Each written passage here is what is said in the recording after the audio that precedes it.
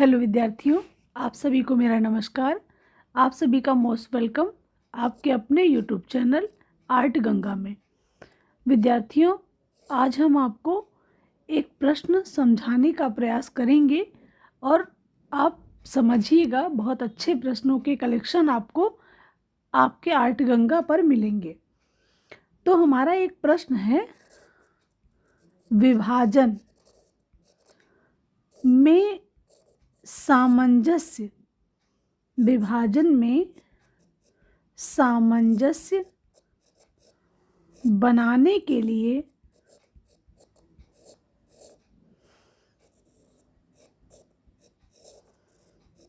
क्या आवश्यक है?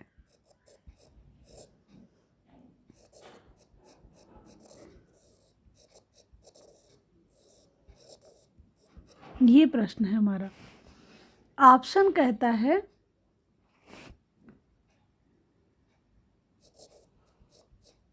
अनावश्यक तत्वों से बचना,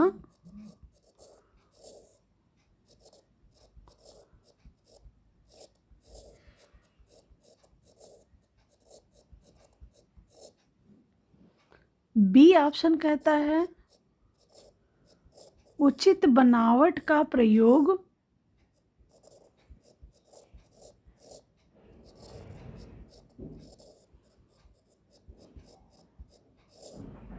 सी ऑप्शन कहता है रंगों और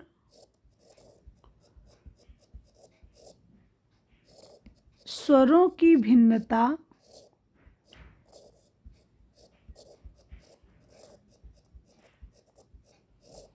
और डी ऑप्शन कहता है उपरोक्त सभी। तो पहले हम विभाजन जानेंगे, ये किस विभाजन की बात कर रहा है। प्रश्न एक बार फिर से सुनिएगा। प्रश्न कह रहा है कि विभाजन में सामंजस्य बनाने के लिए क्या आवश्यक है। ऑप्शन सुनिए, अनावश्यक तत्वों से बचना, उचित बनावट का उपयोग करना, रंगों और स्वरों की भिन्नता, उपरोक्त सभी। तो इसका राइट आंसर जो है वह है उपरोक्त सभी। लेकिन ये विभाजन है क्या, पहले इसको समझते हैं। आखिर ये विभाजन होता कहाँ है और ये विभाजन है क्या।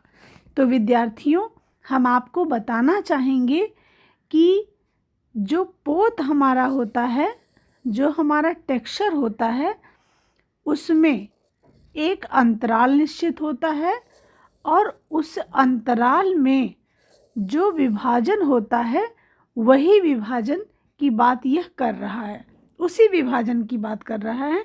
अब हम देखते हैं कि कौन कौन सा विभाजन है। देखिए, आप समझते हैं, विभाजन हमारा अंतराल का विभाजन है ये। अब यदि हम इस अंतराल में, ये हमारा क्या है, अंतराल है, और इसमें दो तरीके का विभाजन होता है। एक विभाजन सम होता है, सीधा सीधा ऐसे, और एक विभाजन विषम होता है। तो चाहे यहाँ से खींच दें, चाहे यहाँ से खींच दें, चाहे यहाँ से खींच दें, ये विषम विभाजन है। और यहाँ पर आपका ऑप्शन कह रहा है अनावश्यक तत्वों से बचना। तो इस विभाजन में यदि अनावश्यक तत्व से बच रहे हैं तो चित्र अच्छा बनेगा ही।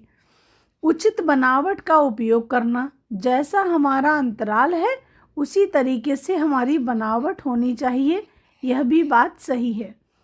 तीसरा है रंगों और स्वरों का भिन्नता, रंगों और स्वरों की भिन्नता होनी चाहिए, ये भी बात सही है। तो उपरोक्त सारी बातें यहाँ पर सत्य हैं। तो वह इसी विभाजन की बात कर रहा है। और कौन सा विभाजन, अंतराल में जो विभाजन होता है उसी की बात हो रही है। तो विभाजन दो प्रकार का, एक सम विभाजन होता है, मतलब बराबर बराबर, अंतराल को बराबर बराबर अगर भाग में बांट दिया जाए तो उसको सम विभाजन बोलते हैं। और अंतराल को निश्चित स्थान से न बांटकर उसके आसपास के क्षेत्रों से बांट देना विषम विभाजन कहलाता है।